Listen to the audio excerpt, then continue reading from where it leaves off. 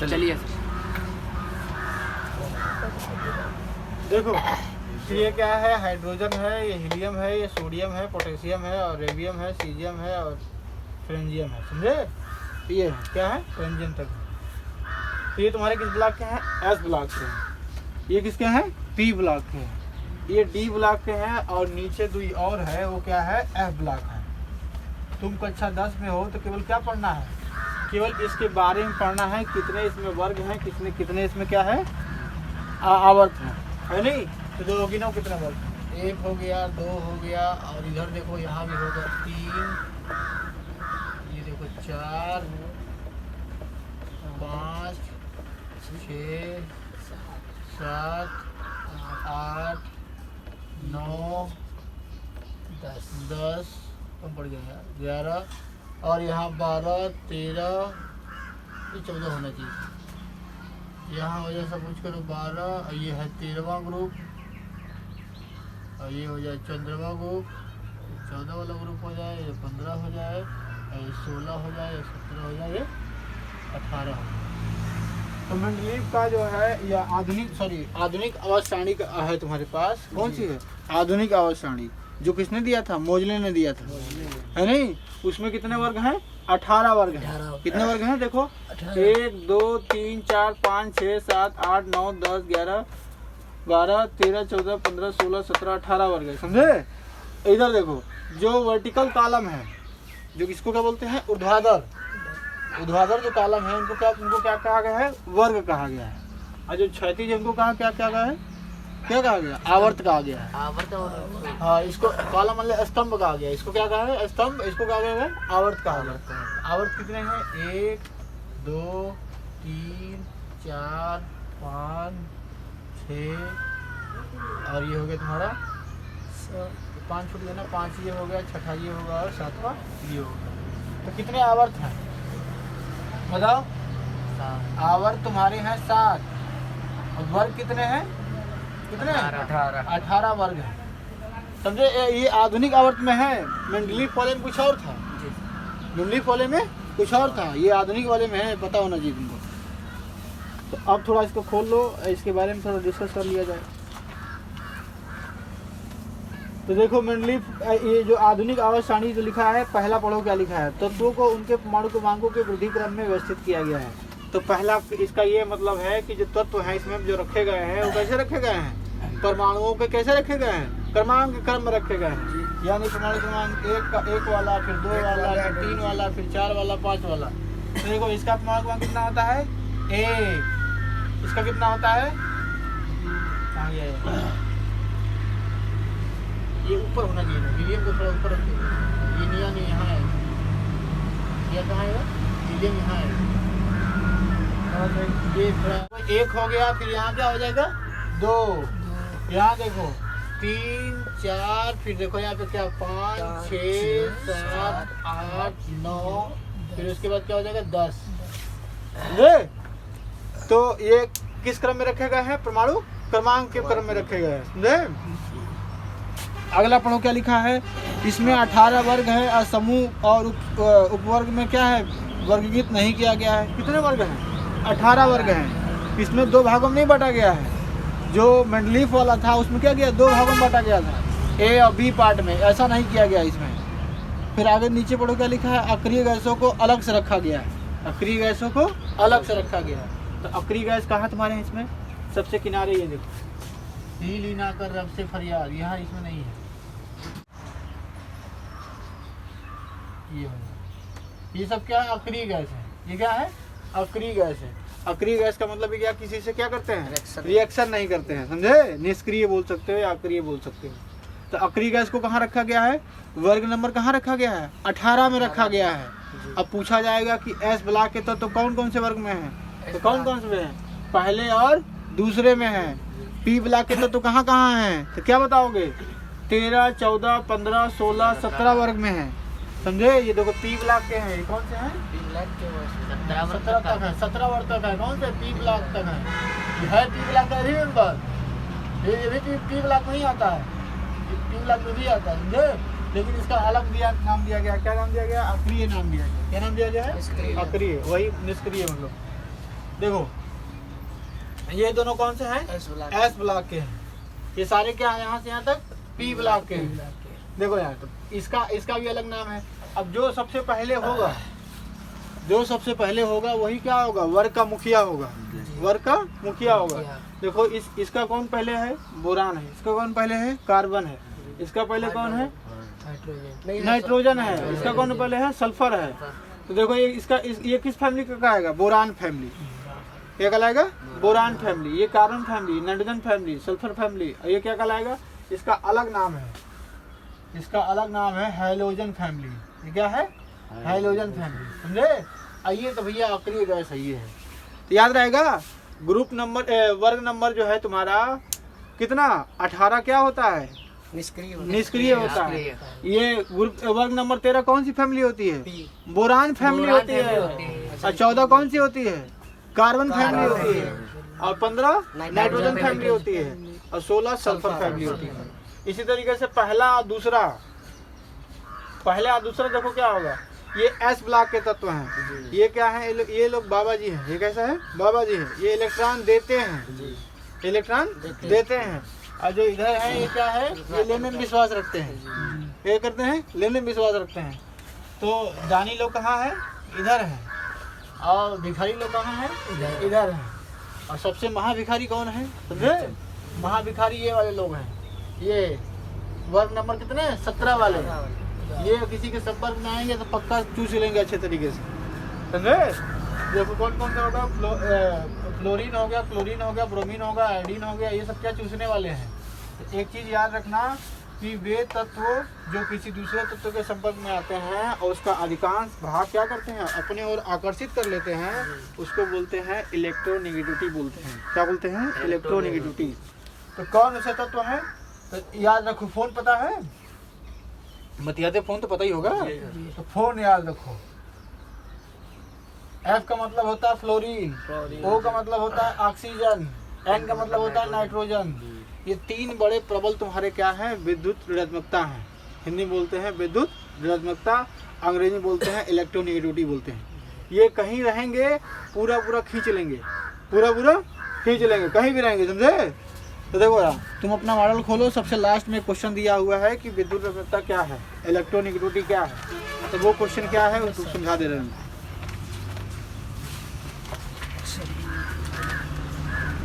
Last में देखो है जी सबसे लास्ट हाँ सबसे लास्ट में ही है।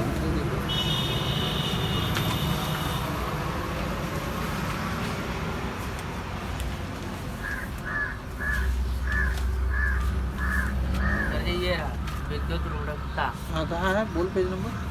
तत्वों का वर्गीकरण चैप्टर 5 महत्वपूर्ण में दिखाया। पेज नंबर कितना है? 43। इधर है 43 तो भी नहीं। अच्छा ये क्या लिखा है? किसी परमाणु की या किसी अन्य परमाणु की के साथ बने सहसंयोजक बंध में सहभाजित इलेक्ट्रॉनियों को आकर्षित करने की क्षमता को क्या बोलते हैं? बोलो विद्युत ऋणात्मकता बोलते हैं। देखो कैसे क्या होता है। देखो यहाँ पे ये सपोज करो तुम्हारा CH3 क्या लिखा है? F लिखा है। क्या लिखा है? CH3 F लिखा है। फ्लोरो क्या? मेथेन। इसका नाम क्या है? फ्लोरोमेथेन नाम है। क्या नाम है? फ्लोरोमेथेन नाम है। ये भी लिख लो CH3Cl। इसका क्या नाम है? क्लोरोमेथेन नाम है। समझे? तो ये लिखा है। इसका मतलब ऐसे इसको बना लेते हैं। ऐसे बना लेते हैं। अब देखो 2 तत्व हैं। इन तत्वों के बीच क्या है? सहसंयोजन बांध है कि नहीं है? कोवेलेंट बांड है ना। तो जब कोई कोवेलेंट बांड होता है और एक तत्व कहाँ का होता है? इस ग्रुप का है। किस ग्रुप का है? इस ग्रुप का। फ्लोरीन, क्लोरीन, ब्रोमीन यहाँ से है। और यहाँ से हो, फोन से हो, FONClBr ऐसे करके होता है। ये सीरीज होती है। सबसे ज्यादा कौन होता है? ये अगर आ गया तो नोचे लेगा बगैर अच्छे तरीके से, छोड़ेगा नहीं, उसको पूरा खींच लेगा। समझे? तो देखो ये क्लोरीन क्या करेगा? इसके जितने पास इलेक्ट्रॉन होंगे वो सब अपने और खींच लेगा इस तरीके से। और यहाँ क्या बनाएगा? Delta minus. यहाँ क्या बन जाएगा? और जब खींच गया तो प्लस हो जाएगा ना, यानी कमी। ये कहाँ कमी हो जाएगी अब? तो ऐसे दिखाते हैं, ऐसे दिखाते हैं। तो ये क्या है, इलेक्ट्रोनेगेटिविटी तत्व है तुम्हारा। तो जब कोई क्या होता है परमाणु बोल सकते हो, किसी दूसरे परमाणु के संपर्क में आता है और क्या बनाता है, सहसंयोजक बंध बनाता है। यदि वो परमाणु क्या है, इलेक्ट्रोनेगेटिविटी है, तो क्या करता है, अधिकांश इलेक्ट्रॉन अपने ओर आकर्षित कर लेता है, खींच लेता है। इसी को हम क्या बोलते हैं, उस तत्व का इलेक्ट्रोनेगेटिविटी बोलते हैं, है नहीं। इसको हम ऐसे दिखाते हैं। जब ये परिभाषा आए तो कम से कम 2-3 एग्जाम्पल ठोक देना। कैसे, इस तरीके से देखो, HCl, HF है नहीं, HBr, इस तरीके से देखो। यहाँ क्या होगा, अभी बताया है कि एक सब क्या है, इलेक्ट्रोनेगेटिविटी है। तो ये क्या करेंगे, सारा इलेक्ट्रॉन अपने तरफ खींचेंगे। तो इसको ऐसे बनाना, कैसे बनाना,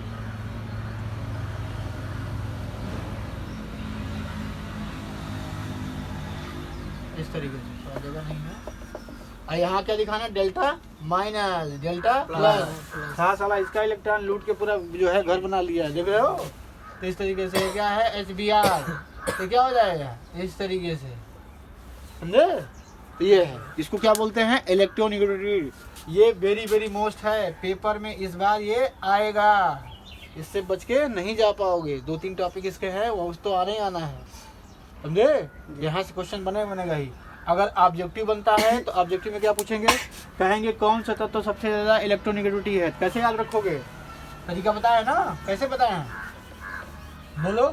ये फोन याद रखना, कैसे, फोन। फोन का मतलब होता है क्या, F का मतलब फ्लोरीन, O का मतलब ऑक्सीजन, N का मतलब क्या होता है, नाइट्रोजन। तो सबसे ज्यादा प्रबल कौन होता है, तो फ्लोरीन। अगर मान लो ये जुड़े हैं, जैसे मान लो ये जुड़े हैं, CH3 जुड़ा है, ये F जुड़ा है, CH3 जुड़ा है, और तुम्हारा N टाइप का जुड़ा है कोई, तो मान लो जुड़ा है ऐसे करके, और जुड़ा है CH3 जुड़ा है, Cl जुड़ा है। तो कौन ज्यादा खींचेगा, ये ज्यादा पहले खींचेगा, फिर ये ज्यादा खींचेगा, फिर उसके बाद ये खींचेगा, क्योंकि नंबर किसका ज्यादा है, F का ज्यादा। ऐसे होता है, देखो ये हो गया फोन और ClBrI, इस तरीके से। तो बस 2 याद रखो, ये पहले नंबर पर है, ये दूसरे नंबर पर है, ये तीसरे नंबर पे है, चौथे, 5वें, 6ठे नंबर पे है। ये सीरीज है खींचने की। तो जब कोई परमाणु क्या करता है, किसी दूसरे परमाणु के साथ क्या करता है, वो क्या करता है, कोवलेंट बॉन्ड बनाता है, यानी संयोजक बॉन्ड बनाता है। और वह तत्व अगर इलेक्ट्रोनेगेटिविटी है तो क्या करता है, अधिकांश इलेक्ट्रॉन करता है दूसरे भाग से अपने ओर आकर्षित कर लेता है। इस क्रिया को क्या बोलते हैं, इलेक्ट्रोनेगेटिविटी बोलते हैं, समझे।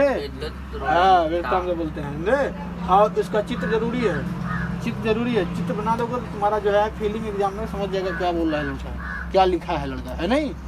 तो ये बहुत ही मोस्ट है, इसलिए हम डिस्कस कर दिए। और थोड़ा इसके बारे में और डिस्कस करते हैं। देखो, ऊपर से जब नीचे आएंगे क्या करेंगे, ये ऊपर, ये क्या है, वर्ग है ना। तो वर्ग में जब कभी भी ऊपर से नीचे आएंगे तो क्या होगा, वो क्या होगा, उसका आकार बढ़ेगा। ऐसा है, फिर ऐसा हो जाएगा, फिर ऐसा हो जाएगा, फिर ऐसा हो जाएगा, और बड़ा हो जाएगा, समझे। इसका मतलब क्या है, इसकी त्रिज्या सपोज करो R है, इसकी त्रिज्या ये है R1 है, ये R1 है, R2 है, ये R3 है, ये R4 है मान लो। तो किसकी बड़ी होगी, R1 की बड़ी होगी। ये कहीं क्या चुटकी भर दिख रहा है, ये कहाँ बड़ा गेंदा दिख नहीं रहा है, R4 की बड़ी होगी। तो इसका मतलब है जैसे जैसे ऊपर से हम नीचे आएंगे वैसे वैसे परमाणु का आकार क्या होगा, बढ़ेगा। क्या होगा, बढ़ेगा, है नहीं। तो क्या लिखोगे, वर्ग में ऊपर से नीचे आने पे परमाणु का आकार बढ़ता है, और परमाणु का आकार बढ़ने के साथ साथ परमाणु की त्रिज्याएं बढ़ती हैं, तथा परमाणु द्रव्यमान भी बढ़ता है, परमाणु मतलब वही भार भी बढ़ता है। तो इतने बातें तुमको पता होना चाहिए। तो ये तुम्हारा हो जाएगा। ये ऊपर से नीचे आओगे तो ये होगा। और ऊपर से नीचे आने पे क्या होगा, ऊपर से नीचे आने पे क्या होगा, सपोज करो यहाँ इलेक्ट्रॉन जो है, ये हमने बताया था, ये क्या होता है, नाभिक होता है जी, नाभिक होता है। नाभिक में क्या होते हैं, प्रोटॉन होते हैं, और क्या होते हैं, न्यूट्रॉन होते हैं, न्यूट्रॉन होते हैं। नाभिक के बाहर क्या होते हैं, इलेक्ट्रॉन होते हैं। तो नाभिक के जब पास में इलेक्ट्रॉन होगा तो उसको आसानी से नाभिक क्या करेगा, कैप्चर करके रखेगा, पकड़ के रखेगा। और जैसे जैसे दूर जाएगा तो उससे क्या हो जाएगा, छूट जाएगा। जैसे तुम हमारे अभी कब्जे में हो तो ठीक है, डांट दे रहे हैं, रोड पे चले जाओ तो किसी कुछ बोलो, कुछ बनना नहीं, हम न जान पाएंगे ना कुछ कर पाएंगे। उसी तरीके से क्या है, मान लो यहाँ पे ये जो ये क्या है, नाभिक है। इधर देखो फिर से, ये हमारा क्या है, नाभिक है। ये क्या है, नाभिक है। इसमें क्या है बोलो, न्यूट्रॉन और क्या है, प्रोटॉन है। न्यूट्रॉन और प्रोटॉन है। इसके चारों ओर क्या है बोलो, इलेक्ट्रॉन घूम रहे हैं इस तरीके से, है नहीं? इस तरीके से इलेक्ट्रॉन 8 यहाँ कर लो और 2 इसमें कर लो, समझे? तो इलेक्ट्रॉन घूम रहे हैं। तो जो नाभि के पास में कौन है, ये 2 वाले हैं। तो ये 2 वाले इस पे तो खूब असर करेगा ये, लेकिन जो बाहर है इस पे कम असर करेगा, इस पे इसका कम असर है। उसको आसानी से निकाल भी सकते हैं, आसानी से दे भी सकते हैं, समझे? तो ऐसे क्या होगा, देखो जैसे जैसे ऊपर से नीचे आएंगे वैसे वैसे बाहरी के क्षेत्र में जो इलेक्ट्रॉन होगा वो क्या होगा, उस पर कम प्रभाव डालेगा। कौन प्रभाव डालेगा, ये नाभि कम प्रभाव डालेगा, इसलिए आसानी से इलेक्ट्रॉन ले सकते हो। तो जैसे जैसे ऊपर से नीचे आएंगे तो क्या होगा, तत्व तुम्हारा क्या हो जाएगा, सक्रिय हो जाएगा। सक्रिय समझते हो, मतलब उसमें क्रियाशीलता बढ़ जाएगी। समझो क्रियाशीलता का मतलब, जिसमें जो आसानी से इलेक्ट्रॉन दे देगा, बढ़ जाएगा क्रियाशीलता हाँ, का प्रभाव। मतलब जो आसानी से इलेक्ट्रॉन दे देगा इसका मतलब क्या है, वो क्रियाशील हो जाएगा, समझे? जब भी कोई तत्व तुम किसी तत्व के साथ संपर्क में लाते हो तो उसका अगर इलेक्ट्रॉन आदान प्रदान होता है तभी वो क्या होता है, क्रियाशील होता है, समझे? तो ये है, रही बात है तुम्हारी। अब थोड़ा इसको ट्रिक देख लो कैसे याद करना है, हल्का सा जो रिकॉल रहे एग्जाम में। देखो इसका है, ही ली ना कर रब से फरियाद, ही ली ना कर, ही ली ना कर रब से फरियाद। इसका है देखो, बेटा मांगे कार सफारी बाप रे, समझे? क्या है, बेटा मांगे कार सफारी बाप रे, समझे? यहाँ देखो ये नीचे को नहीं याद करना तुमको, क्योंकि तुम्हारे उस सिलेबस में डी ब्लॉक और एफ ब्लॉक नहीं है, तो उसको तुमको नहीं याद करना है, क्योंकि टाइम कम है, ज़्यादा याद करने की जरूरत नहीं है, टाइम होता तो बता देते। तो आगे अब 13 वाला वर्ग कौन सा है, ये कौन सा वर्ग, 13 वाला वर्ग, इसको क्या, इसका क्या नाम है, बोरान फैमिली, हाँ, यानी बोरान परिवार हिंदी में।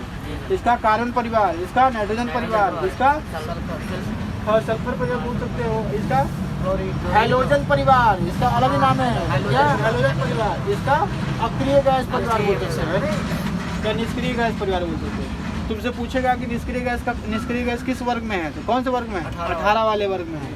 और एस ब्लॉक के तत्व कहाँ मिलते हैं, पहले और दूसरे में मिलते हैं, है नहीं? ये कैसे हैं, दानी लोग हैं, इलेक्ट्रॉन देते हैं, है नहीं? तो ये आएंगे तुम्हारे धातु में, ये आएंगे धातु में, ये आएंगे धातु में, ये किस में आएंगे, ये सारे क्या हो जाएंगे, अधातु हैं। अधातु समझते हो, धातु क्या होता है, धातु क्या होता है,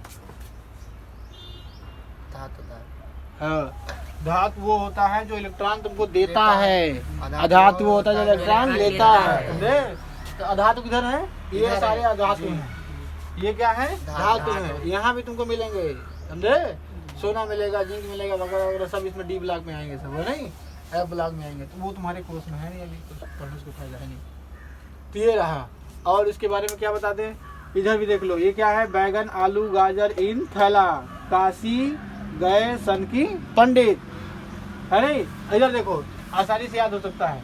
सपोज करो एक पंडित जी हैं, क्या है, एक पंडित जी हैं, यहाँ से एंट्री कर रहे हैं, कहाँ है, काशी में है, तो काशी गए, तो देखो काशी गए सन की पंडित, है नहीं? और वही पंडित कहाँ गए, देखो बाजार गए, है नहीं?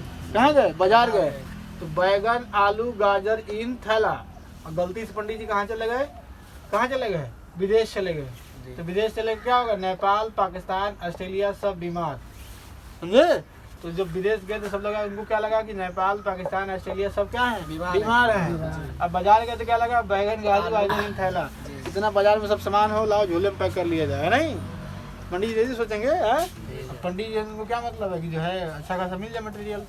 तो देखो काशी गए सन की पंडित, जब काशी गए तो क्या कहे, सोचे बाजार चला जाए, जब बाजार गए तो क्या हुआ, बैगन आलू गाजर इन थैला, थैले में सब सामान भर लो, है नहीं? हो गया। अब गलती से क्या किया, फ्लाइट पकड़े, चले गए कहाँ, विदेश चले गए, कहाँ कहाँ घूम के आए, नेपाल घूम के आए, सब। तो क्या इसका मुँह क्या लगा, सब बीमार है, आसानी से याद हो जाएगा ना। अभी देखो ये इसको, इन दोनों को ऐसे याद कर लो, सल्फर ऑक्सीजन, और ये ऐसे याद कर लो, ज़्यादा मोस्ट नहीं है, क्लोरीन क्लोरीन ऐसे नहीं, ये भी याद कर सकते हो, है नहीं? ये है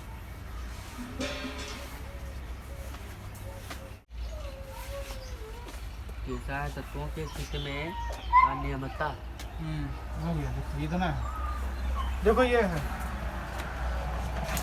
हो गया। देखो क्या है, मेंडलीव की आवर्त सारणी का नियम क्या है, उन्होंने क्या बताया कि तत्व जो तत्व खोजे थे, उन्होंने कितने तत्व खोजे थे, 63 उन्होंने नहीं खोजा था, मतलब उस टाइम तक खोजे गए थे। जब वो नियम वो रिसर्च कर रहे थे तब उन्होंने देखा कि जो है तत्व को कैसे रखा जाए, परमाणु भार के क्रम में रखा जाए तो सबसे ज़्यादा बेस्ट होगा। सबसे ज़्यादा बेस्ट क्या होगा, उनके बारे में जानना सबसे ज़्यादा अच्छा तरीका होगा, है नहीं। उन्होंने क्या किया, तत्वों को उनके परमाणु भार के क्रम में रखा, पहले छोटा रखा, फिर बड़ा रखा, फिर उससे बड़ा रखा, इस तरीके से, है नहीं। क्रम में और रखते रखते कहाँ गए, 8 तक गए, फिर 9वां कहाँ गया, ऐसे रिपीट कर गया, ऐसे बना दिया, है नहीं। यहाँ आवर्ती का मतलब यही है। आवर्ती का मतलब क्या होगा, बार बार क्या करे, बार बार क्या करे। जैसे मान लो हर एक 8वां तत्व तो क्या करे, इसको मैच कराए, इस तरीके से, है नहीं। तो मेंडलीव ने बताया कि तत्वों को उनके परमाणु द्रव्यमान के बढ़ते हुए क्रम में रखते हैं तो क्या होता है, उनके रासायनिक गुण और भौतिक गुण क्या होते हैं, समान होते हैं, है नहीं। तो वही लिखा है, तत्वों के गुणधर्म के परमाणु द्रव्यमान क्या होते हैं, उनके आवर्ती फलन होते हैं। तो तत्वों के गुणधर्म का मतलब क्या हुआ, वही क्या हुआ, रासायनिक गुण और क्या भौतिक गुण। सुन रहे हो, इधर सुनो। जब तत्वों को उन्होंने क्या किया, परमाणु द्रव्यमान की बढ़ते हुए क्रम में रखा, तो उन्होंने बताया कि जो तत्वों के गुणधर्म है, जैसे रासायनिक गुण हो गया, भौतिक गुण हो गया, वो क्या होते हैं, आवर्ती फलन होते हैं। आवर्ती फलन का मतलब क्या होता है, बार बार रिपीट होता है। जैसे मान लो यहाँ से कितना गया, 8 गया, 1 से 8, फिर 9वां इस तरीके से 1 से कितना हो जाएगा, 18, इस तरीके 17 हो जाएगा, इस तरीके से। स्कूटी में तेल बा ना हो तेल ना हो, ये ऐसे करना है, समझे। ये है क्या है, तत्वों के उदाहरण क्या होते हैं, परमाणु द्रव्यमान के आवर्ती फलन होते हैं। ये वेरी वेरी मोस्ट है, ये क्या है, वेरी वेरी मोस्ट है। सेम इसी का उल्टा थोड़ा सा रहेगा। जैसे मान लो कोई तत्व है तो यहाँ क्या होता है, परमाणु क्या होता है, क्रमांक होता है, और यहाँ क्या होता है, परमाणु भार होता है, है नहीं। तो जो मेंडलीव का नियम है किस पे आधारित है, इस पे आधारित है। और जो नया वाला है, आधुनिक वाला है, जो चल रहा अभी तक चल रहा है, वो किस पे है, इस पे आधारित है नहीं। तो इसमें क्या बताया गया, इसमें बताया गया कि जो है तत्वों के गुणधर्म क्या होते हैं, परमाणु क्रमांक के आवर्ती फलन होते हैं। कुछ नहीं है, बस इसको हटाना है, यहाँ क्या लिखना है, परमाणु क्रमांक। इसका भी यही मतलब है। इसका क्या मतलब है, देखो, इसका मतलब है कि तत्वों को क्या होते हैं, रासायनिक गुण और भौतिक गुण क्या होते हैं, क्या होते हैं, परमाणु क्रमांक के आवर्ती फलन होते हैं, समझे। ये मतलब है। तो हम डिस्कस किसका कर रहे हैं, मेंडलीव का डिस्कस कर रहे हैं। तो मेंडलीव का पूरा नाम क्या था, देखो ये नाम था, समझे। उनका जन्म कब हुआ था, ये। हाँ, अब थोड़ा इसके आवाज सारणी के बारे में जान लें। तो आवाज सारणी में देखो क्या है, 8 क्या है, स्तंभ है। इसका क्या मतलब है, मतलब 8 कॉलम है, इस तरीके से, समझे। ये ऐसे क्या है, 8 कॉलम है। और क्या है, देखो 6 तुम्हारे क्या आवर्त है, जिसको बोलते हैं पीरियड बोलते हैं, है नहीं, 36, यानी हॉरिजॉन्टल लाइन है। कितने हैं, 6 लाइन है, 1 2 3 4 5 6 लाइन है, समझे। तो उसमें कितने रखेंगे तब, तो 63 तत्वों को रखा गया है, समझे। अब इसके दोष के बारे में सब लिखवाए हैं। उसका मेन हेडिंग क्या है, देखो, हाइड्रोजन का अनिश्चितता, मतलब हाइड्रोजन को कोई स्थान अभी नहीं डिक्लेयर हो पाया है। इसमें कौन कौन सा, देखो हाइड्रोजन कहाँ है, हाइड्रोजन जो है इसमें भी है, एस ब्लॉक में भी है। हाइड्रोजन को समानता कहाँ है, हाइड्रोजन से भी है। तो इस वजह से क्या हुआ, इसका इसमें कोई क्या हुआ, क्लियर स्थान नहीं था कि कहाँ इसको रखा जाए, है नहीं। अब आ जाए हाइड्रोजन की समानता, हाइड्रोजन की समानता। तो कुछ तत्व ऐसे थे जो क्या कर रहे थे, हाइड्रोजन के क्या समान बिहेवियर कर रहे थे, और वो भी क्या कहाँ थे, कहीं और थे। तो इस वजह से क्या इसका दोष है। किसमें दोष होगा तुम्हारे, एक हाइड्रोजन की अनिश्चितता और क्षार धातुओं की समानता और हाइड्रोजन की समानता, ये तुम्हारा दोष में आ जाएगा। इसके बारे में पूरे डिटेल में लिखवाए हैं, नहीं। और ये इसका व्यू था, क्या था, व्यू था याद करने का। क्या याद करने व्यू था, तत्वों के गुणधर्म क्या होते हैं, परमाणु द्रव्यमान के आवर्ती फलन होते हैं, समझे। ऐसी इसी तरीके से क्या हो जाएगा, मेंडलीव का आधुनिक आवर्त का नियम क्या हो जाएगा, तत्वों के गुणधर्म किसके हो जाएंगे, परमाणु क्रमांक के आवर्ती फलन हो जाएंगे। और उसमें कितने वर्ग हो जाएंगे, उसमें वर्ग कितने होंगे, उसमें हो जाएंगे वर्ग, मस्त है। उसमें बताओ वर्ग कितने हो जाएंगे, बस इतना बढ़ा लो, बताओ वर्ग कितना हो जाएगा, अभी तक किए हैं भैया। उसमें वर्ग हो जाएगा 18 है। इसमें 6 आवर्त है, उसमें कितने आवर्त हैं, 7 आवर्त है। इसमें 8 स्तंभ है, उसमें कितने हैं, 18 है। कैसे काम करेगा।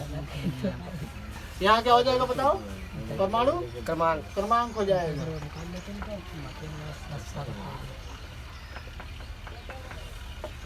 अरे और ये दोष पूछ हटा दो, अभी थोड़ा सा डिस्कस करते हैं बाद में।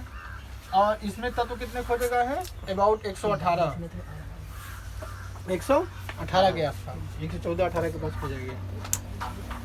ये है तुम्हारा, ये मैं लिखो हटा दो यहाँ। ये कितने आवर्त हैं? 7 आवर्त हैं और स्तंभ कितने हैं? 18 स्तंभ। समझे? तब डिस्कस करते देखो। तो आधुनिक आवर्त का सारणी किसने दिया था? नील्स बोर ने दिया था और रदरफोर्ड ने मिलकर दिया था। समझे? तो देने वाले वैज्ञानिकों के नाम है। फिर उसके बाद कब दिया था? किताब से देख लेना सन कब दिया था। फिर उसके बाद इसका क्या है मेन क्या है? मेन लाइन इसका क्या है बताओ? तत्वों के गुणधर्म क्या होते हैं? आवर्ती किसके आवर्ती फलन होते हैं? क्रमांक परमाणु क्रमांक के आवर्ती फलन होते हैं। इसमें कितने वर्ग हैं, कितने आवर्त हैं?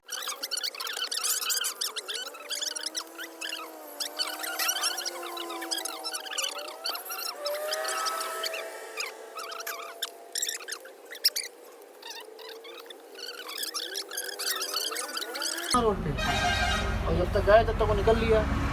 फिर उसके बाद गाँव आया नहीं, हम उससे बताया कि भी आया था, हम मार रहा था। हम तो अंदर थे अभी, सुनाई नहीं दे रहा था। चपर पान खा रहा था, बड़ा मस्त बगैर दिखाया, देखो गया भी नहीं गया। पापा भी थे, पापा इधर सुने, हम इधर सुने, हम इधर से गए, पापा का इधर से।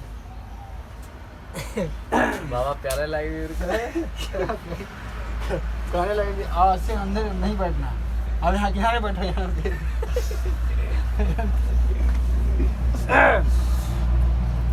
देखो क्या लिखा है, क्या नाम है उसका? नाम बताओ क्या है? क्या गुरु? विकर्ण संबंध। हाँ, विकर्ण संबंध है। देखो आवाज सारणी में एक दूसरे आवाज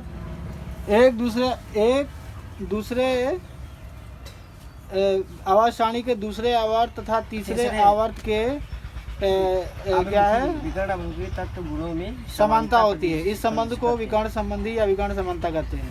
देखो क्या है इसका, इतना कर रही हिंदी तो हमको भी नहीं आती है, इतना है कर रही हिंदी लिखा है। यहाँ देखो, कहने का मतलब ये है कि क्या है, एक वर्ग से जब दूसरे वर्ग में जाते हैं तो क्या होता है, या एक आवर्त से दूसरे आवर्त में जाते हैं तो जो पहला वाला तत्व है वो दूसरे आवर्त के दूसरे वाले तत्व के दूसरे वर्ग के दूसरे तत्व से, मतलब ऐसे समझ रहे हो? ये देखो, ये पहला आवर्त है, ये कौन सा है? दूसरा आवर्त है। ये कौन सा है? तीसरा आवर्त है, चौथा आवर्त है। समझे? फिर उसको खोल दो, उसमें नहीं मिलेगा भैया। यहाँ देखो पहले, यहाँ समझो हम क्या बता रहे हैं। पहला आवर्त और दूसरे आवर्त में अगर हम पहले तत्व को चूज करते हैं तो वो क्या करता है, अपने से डायगनली नहीं होता है। जैसे ये तुम, एक कमरा है, कमरे में तुम यहाँ बैठे हो, एक जने यहाँ बैठे हो, तो डायगनल कौन है? ये डायगनल है। ये कौन है? ये तुम्हारे भुजा पर है, ये भी तुम्हारे भुजा पर है। तो उल्टे दिशा में कौन है इसके बताओ? ये ऐसे देखो, ये वाला तो बनेगा नहीं पाएगा, ये इस तरीके से। ये समझे? ये ऐसा है। तो इसकी क्या खासियत है देखो, जब हम पहले आवर्त से दूसरे आवर्त में जाते हैं तो डायगनली पहले आवर्त का तत्व क्या होता है, दूसरे आवर्त के तत्व से क्या करता है, समानता दिखाता है। समानता मतलब क्या होते हैं, उसके गुण क्या होते हैं, समान होते हैं। यानी लिथियम और मैग्नीशियम के कुछ गुण क्या है, समान है। अब समान का मतलब सब समान थोड़ी नहीं है, कुछ समान है, समझे? इसीलिए इसको बोला गया है, क्या बोला गया है, डायगनली विकर्ण संबंध बोला गया। क्या नाम दिया गया इसको? क्या नाम दिया? वही विकर्णी संबंध नाम दिया गया। देखो किसका किसका संबंध है, तो पूछे किसका किससे संबंध है जी। क्वेश्चन में आ सकता है, पेपर में देखो, पेपर में कैसे आ सकता है बताइए। एलआई का किससे संबंध है, विकर्णी संबंध किससे है? किससे है? एमजी से। नाम क्या है? मैग्नीशियम नाम है। ऐसे इसका किससे है? एल्युमिनियम से। एल्युमिनियम जी। इसका किससे है? जर्मेनियम से। इसका किससे है? कहाँ? फास्फोरस से। लोग देखो, और ये सब जगह नहीं पाया जाता है, ये सब जगह नहीं है। कहने का मतलब ये यहाँ नहीं है लागू होगा, केवल यहीं तो 2 जगह लागू होगा। कहाँ लागू होगा? केवल यहीं 2 जगह लागू होगा, इसीलिए मोस्ट है। समझे? इसका बी का एसआई से नहीं है। कहाँ से है? तो बी का एसआई से देखो तो हो नहीं जाएगा। बी से एसआई का यहाँ एसआई होगा ना, जर्मेनियम थोड़ी ना होगा। काशी गए, सनकी पंडित। समझे? तो याद कर लेना, हम कल आओगे तो पूछ लेंगे और टेस्ट में रहेगा भी कि लिथियम का बताइए कौन सा विकर्णी संबंध है, बोरान का कौन सा है, और तुम्हारा कार्बन का कौन सा है नहीं, इस तरीके से। अब बी का कौन सा है, याद हो जाएगा? जी सर। तो लिख देना, पेपर में आए तो इसको बना के दिखाना। जी। यहाँ डालना क्या, पहले आवर्त के तौर पे यहाँ दूसरा डाला, फिर करने के बाद ऐसे दिखा देना इस तरीके से, जी जी। तभी नंबर मिलेगा। बहुत बता भी दिए इसका परिभाषा क्या होगा। जब हम पहले आवर्त तथा दूसरे आवर्त को तत्व को लिखते हैं तो पहले आवर्त का तत्व क्या करता है, डायगोनली दूसरे आवर्त के तत्व से क्या रखता है, एक संबंध रखता है, वही समानता दिखाता है। यानी इस गुण क्या होते हैं, समान होते हैं। इस वजह से इसको क्या बोलते हैं, हम क्या बोलते हैं, विकर्णी संबंध बोलते हैं। एग्जाम्पल में एलाई का संबंध मैग्नीशियम से है, और फिर क्या है, बेरिलियम का संबंध एल्युमिनियम से है, और बोरान का सिलिकॉन से है, और कार्बन का फास्फोरस से है। और ये भी लिख देना कि ये जो है रूल केवल जो है 2 ही आवर्त में लागू होता है। जो रूल है कहाँ लागू होता है, केवल 2 ही आवर्त में लागू होता है, पहले और दूसरे में ही लागू होता है, बाकी और जगह लागू नहीं होता। थोड़ा और इसको मजबूत करना है तो क्या करिएगा, 1 से 20 तक सब क्या करिए, परमाणु क्रमांक याद कर लीजिए कि कौन किसका होता है, कौन कहाँ पे होता है, हाँ कौन क्या होता है, सबका इलेक्ट्रॉनिक विन्यास कितना होता है, समझे। इससे क्या होगा, मजबूती मिल जाएगी, और आगे पढ़ने में भी क्या होगा, आसानी होगा, अगर आगे पढ़ाई करना है तो, है नहीं। तो ये हो गया। और एग्ज़ाम कभी भी जाना है, मतलब हम शायद हम ना रहें 20 के बाद यहाँ पे चले जाएं घर यहाँ से, तो जब पेपर तुम्हारा आया साइंस का, तो जो हम बोले हैं कि इनको पढ़ के जाना, तो उनके पढ़ के जाना ही, क्योंकि उससे बाहर नहीं आएगा, समझे। कुछ क्वेश्चन है, 1-2 क्वेश्चन जो यूनिक भले पूछ दे कहीं से उठा के, और बात अलग है, लेकिन वो तो आएगा ही आएगा। जैसे मंडलीप का नियम, आधुनिक आवर्त का नियम, 150 क्वेश्चन बनाएंगे ना, 150 क्वेश्चन बनाएंगे। हाँ बना के जाएंगे, देखो टाइम मिलता है तो बनाते हैं। अभी साइंस को भी बनाएंगे और उसका भी बनाएंगे, मैथ को भी बना देंगे, मैथ की भी क्वेश्चन सॉल्व कर देना। यूट्यूब पे डाल देंगे, उसको देख लेना 2-3 बार, तुरंत अपने आप से हो जाएगा, समझे। और जो जो सा टेस्ट लिया है वो टेस्ट भरेंगे। हाँ टेस्ट धरा लिवाई, अब कर दो, कहाँ टाइम में बचा है। तुम टाइम निकालोगे तो घर वाले छीन लेंगे, अब तुम घर वाले छीनते आए हैं ना, बाद में कहेंगे ताना मारेंगे, हाँ यार पढ़ने पर थे यार, तो हो गया कब नंबर आए, लंबा फेंकेंगे, है नहीं। ये नहीं कहेंगे कि जो है शाम को बोलते जाओ आटा पिसवा ले आओ, ये कर ले आओ, सब्जी ले आओ, खाइयो का है नहीं। और डायलॉग सुनने मिलता है, पढ़ाई लिखाई नहीं लिया, चलो गन्ने बोल लिया जाए थोड़ा बहुत, ये सब डायलॉग नहीं, बात में नहीं आ रहा था, कहेंगे पढ़ाई में थे। हाँ देखो पढ़ाई पे है, नाच रहे हैं इस तरीके से। तो ये देखो, जैसे तुम्हारा मंडलीप का हो गया, आधुनिक आवर्त, मंडलीप का नियम हो गया, आधुनिक आवर्त का नियम हो गया, मंडलीप के सारे गुण, मंडलीप में क्या क्या था, उसके आवर्त सारणी में कितने तत्व थे, कब खोजा गया, क्या था क्या नहीं था, डोगरारे का त्रिक नियम हो गया। और तुम्हारा क्या है, आधुनिक आवर्त सारणी का नियम बहुत मोस्ट है, ये आएगा आधुनिक आवर्त सारणी का नियम। पूछ सकता है कि आधुनिक आवर्त सारणी का नियम किस पर निर्भर है, किस पर निर्भर है, तुम्हारू क्रमांक पर है। दिमाग चलाना ये नहीं किस पर निर्भर है, तो किसी और पर निर्भर नहीं है, किस पर निर्भर है, तुम्हारे क्रमांक पे है, समझे। और उसके बाद इसमें कितना तत्व खोजेगा, 114 से 118 के बीच में, समझे। और तुम्हारा जो है एस ब्लॉक के क्या है, पी ब्लॉक के तत्व कौन कौन से हैं, अब बी ब्लॉक है, ब्लॉक क्या, इसको पढ़ लेना है नहीं, ये है अंतर जरूर पढ़ के जाना। और ब्लॉक के तो सब ये है, ये वाले इस ब्लॉक के तो नाम लिख देना ना, ऐसे लिख देना, boron family, carbon family, nitrogen family, oxygen family, और क्लोरीन फैमिली, और ये अक्रिय गैस जो है वो किसके हैं, वही निष्क्रिय गैस बोल सकते हो, अक्रिय गैस बोल सकते हो। तो किस फैमिली के हैं, पी ब्लॉक के हैं, ये एस ब्लॉक के हैं। अगर तुम्हारा क्वेश्चन एक आता है कि आधुनिक आवर्त सारणी पे एक पूरा संक्षिप्त टिप्पणी लिखिए, क्या आता है, पूरा एक संक्षिप्त टिप्पणी लिखिए, तो क्या करना, पहले लिखना है आधुनिक आवर्त सारणी का नियम जी, यही जो चलो अब इस बार टेस्ट में दे ही देंगे, टेस्ट में रहेगा क्वेश्चन जी। आधुनिक आवर्त सारणी पे क्या करना है, संक्षिप्त टिप्पणी लिखना। तो क्या करोगे, पहले क्या करोगे, लिखोगे आधुनिक आवर्त सारणी का नियम, फिर उसके अंदर लिखोगे आधुनिक आवर्त सारणी में 18 क्या है, वर्ग है और 7 आवर्त है, और इनमें 114 तत्वों को रखा गया है, अरे हाँ। पहले वर्ग और दूसरे वर्ग में क्या है, पहले वर्ग को बोलते हैं क्षारीय तत्व, दूसरे वर्ग को बोलते हैं क्षारीय मृदा तत्व बोलते हैं, तीसरे वर्ग को बोलते हैं बोरान फैमिली के तत्व बोलते हैं, और चौथे को ये वाला नहीं, ये तो ये नहीं, ये इसका नाम 13वें वर्ग है, ये 14वें वर्ग है नहीं। तो ऐसा लिख दोगे 14, 15, 16, 17 से 18 तक कहाँ तक है, ये पी ब्लॉक के तत्व है। और 16 वाले को क्या बोलते हैं, बोरान फैमिली, 17 को क्या बोलते हैं, फिर 16 कर रहे हैं। 13 को बोलते हैं बोरान फैमिली, और 14 को बोलते हैं कार्बन फैमिली, 15 को बोलते हैं नाइट्रोजन फैमिली, और 16 को बोलते हैं क्या, ऑक्सीजन फैमिली, 17 को बोलते हैं क्या, क्लोरीन वही हाइड्रोजन फैमिली बोलते हैं, और 18 को क्या बोलते हैं, निष्क्रिय निष्क्रिय बोल सकते हो, या अक्रिय गैस बोल सकते हो, या बोल सकते हो क्या, सक्रिय। अक्रिय गैसों की फैमिली है। 16 पे सल्फर होता है। वही तो बता रहे हैं, 16 पे सल्फर होता है, 17 पे ये होता है, और ये 14 पे ये होता है, तो सर ऑक्सीजन हो 15 पे होता है नहीं।